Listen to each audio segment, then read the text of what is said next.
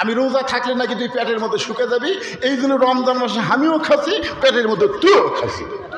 তুই দুনিয়াতে বাড়ানোর আগেই রমজান মাসে তোর খাওয়ার অভ্যাস হচ্ছে শয়তান। এখন আর তুই রোজা থাকতে পারবি না। এই জন্য একজন খ্রিস্টান বলেছে ভালো একটা সন্তান চাইলে ভালো একটা মায়ের দরকার। জোরে কার কথা ঠিক কিনা? আজকে আমরা সেই মা আছে কিনা একটু মনোযোগ দিয়ে শুনবেন। পুরুষের জন্য 1 নম্বর হলো নামাজ, ওয়া আমিলুস সালিহার উপর ওয়াজ করতেছি। আর নারীদের জন্য 1 নম্বর হলো পর্দা। আল্লাহ রাসূল গভীর রাত্রে ঘুমায় আছে, এমন সময় খাদিজাতুল কুবরা নবীর হাত ধরে কাঁদতেছে। নবী ঘুম থেকে চেতন পায়, বলে খাদিজা কান্দার কারণ কি? বলে হুজুর যে কোনো সময় আমার মৃত্যু হবে, হুজুর আমি মরে যাব, আপনি কি বলবেন না মরার পরে আমার খবর কি? রাসূল বললেন খাদিজা এই দুনিয়াতে 10 জন পুরুষকে আল্লাহ জান্নাতের সার্টিফিকেট দিয়েছে, আবার 10 জন নারীকেও আল্লাহ জান্নাতের সার্টিফিকেট দিয়েছে। পুরুষের মধ্যে 1 নম্বর হলো আবু বকর, আর নারীদের মধ্যে 1 নম্বর হলো খাদিজা। খাদিজা সেই খুশি, কারণ এতদিন জানতো না তো। আজকে রাসূল বলেছে 10 জন পুরুষকে আল্লাহ জান্নাতের সার্টিফিকেট দিচ্ছে, আশারে মুবাশশারা। 10 জন নারীকেও আল্লাহ জান্নাতের সার্টিফিকেট দিচ্ছে। পুরুষের মধ্যে 1 নম্বরকে, আর নারীদের মধ্যে 1 নম্বর খাদিজা। রাসূল বললেন খাদিজা আপনি যখন নারীদের মধ্যে 1 নম্বর, তাহলে 2 নম্বর কোন নারী হলে ভালো হয়? কারণ পুরুষের মধ্যে 2 নম্বর ওমর, 3 নম্বর ওসমান, 4 নম্বর আলী। তো নারীদের মধ্যে 2 নম্বর কে হলে ভালো হয়? আল্লাহ রাসূল একটু বিবির সঙ্গে মশকরা করতেছে। খাদিজা বল হুজুর 2 নম্বর আমার ফাতেমা হলেই ভালো হয়। আল্লাহ রাসূল চমকে গিয়ে বলতেছে খাদিজা আল্লাহ তোমাকে 4টা মেয়ে দিছে, কুলসুমা, রোকেয়া, জয়নাব, ফাতেমা। তুমি অন্য 3টা মেয়ের কথা না বলে তুমি ডাইরেক্ট ফাতেমার কথা বললে কেন? খাদিজা বলে হুজুর আপনি তো বাবা, আপনি বুঝবেন না, আমি মা, আমি বুঝি।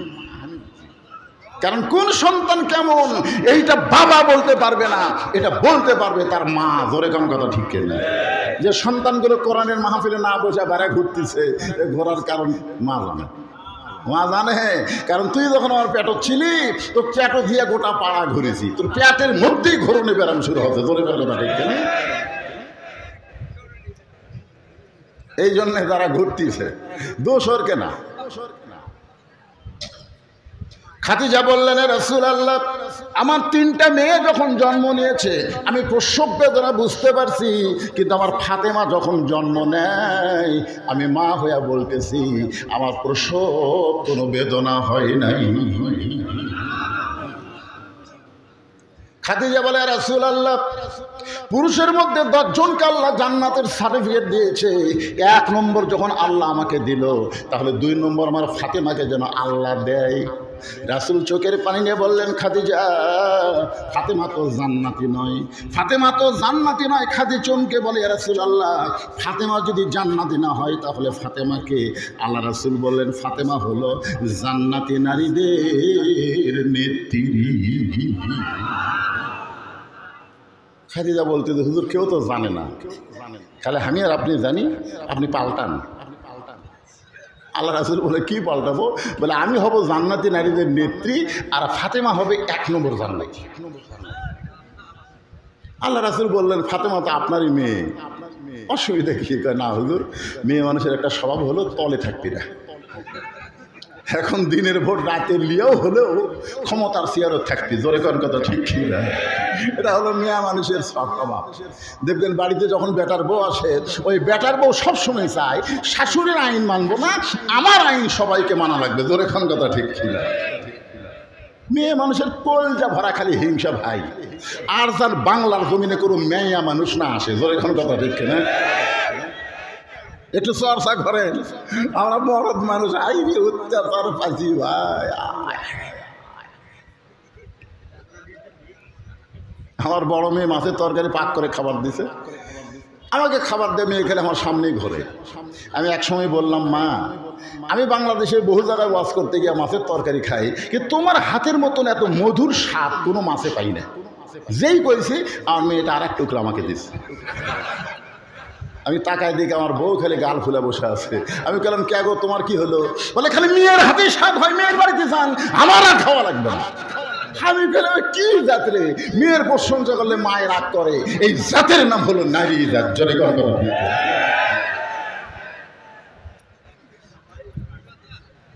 আল্লাহ রাসূল বললেন খাদিজা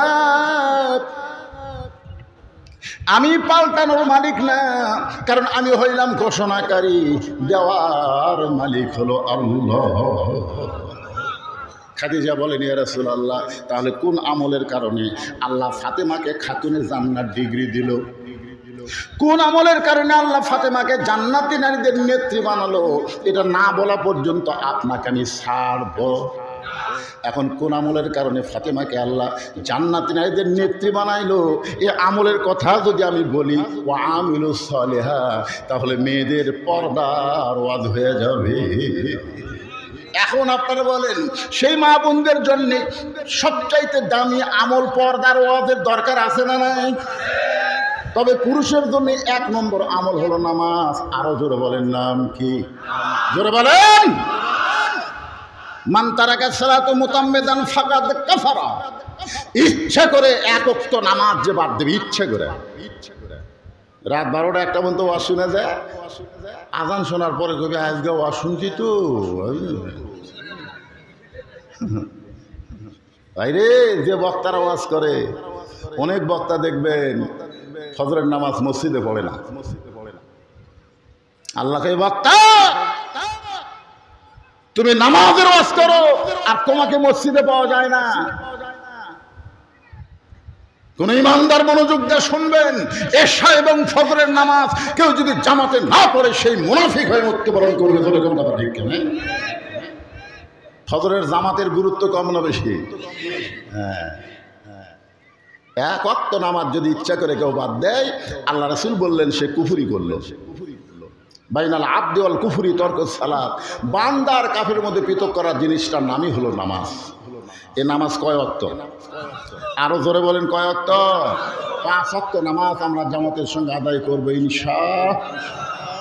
বাপ পড়বেন, বেটা পড়বি না। অনেক বাপ আছে আসসালাতু খায়রুন নাম শুনে মসজিদে যায়, সামনে কাতারে নামাজ পড়া দোয়া করে, আল্লাহ আল্লাহ তুমি জান্নাত দাও। 2 কান্দের ফেরেশতা কয় আল্লাহ কু আনফুসাকুম আহলিকুম নার। জাহান্নামের আগুন থেকে বাঁচতে চাইলে আহালদের পরিবার নিয়ে বাঁচা লাগবে। ওর বেটা ল্যাপের মধ্যে ঘুম পাড়তেছে আর এই বুড়া জান্নাতে যাওয়ার দোয়া করতেছে। আর রেজাল্ট কি? আল্লাহ বলতে তোর লেগে রাখ, ওর রেজাল্ট হলো জাহান্নাম। কেন বাবা একলা নামাজ পড়লে হবে না, তার ছেলেদেরকে সঙ্গে করে নিয়ে মসজিদ যাওয়া লাগবে। জোরে কোন কথা ঠিক না? পুরুষের জন্য 1 নম্বর হলো নামাজ, আর আমিলুস সালিহা নারীদের জন্য 1 নম্বর হলো পর্দা। এই পর্দাটা কেমনে বোঝানোর জন্য বলতেছি। রাসূল বললেন খাদিজা ফাতেমাকে খাতুনে জান্নাত ডিগ্রি দেওয়ার কারণ হলো 2টা। জোরে বলেন কয়টা? 1 নম্বর কারণ হলো, ও খাদিজা আপনি ঈমান গ্রহণ করেছেন কত বছর বয়সে?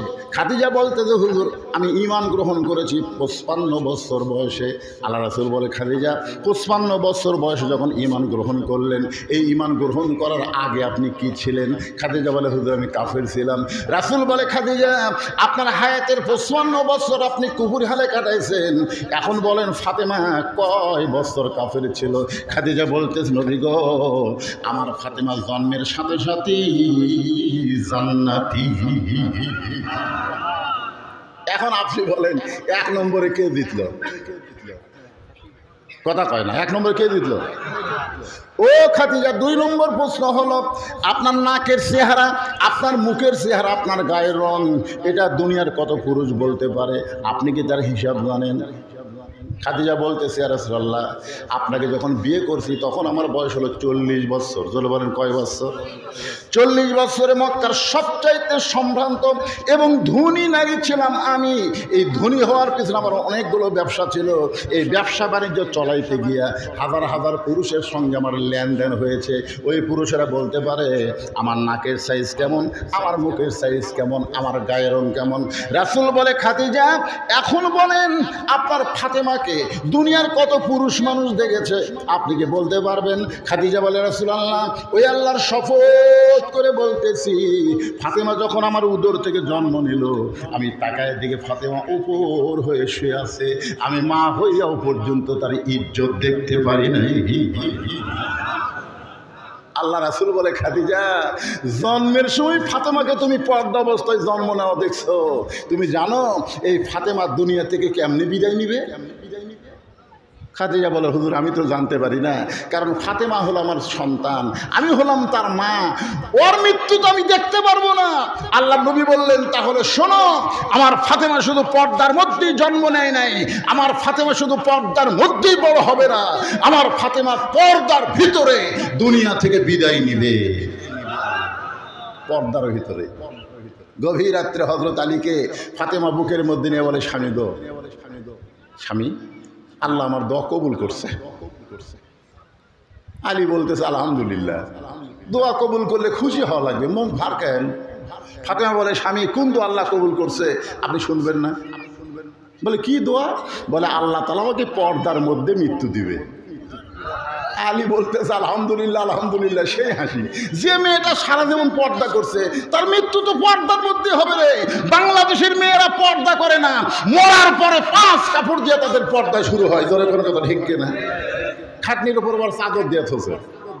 ফেরেশতারা বলতেছে, আল্লাহ, এই মেয়ে যখন জেতায় ছিল গোটা এটা কি মরিচ, বৃদ্ধ মরিচ ঘোরাফেরা করছে, মরার পরে 5 কাপড়, তার উপর চাদর খেন।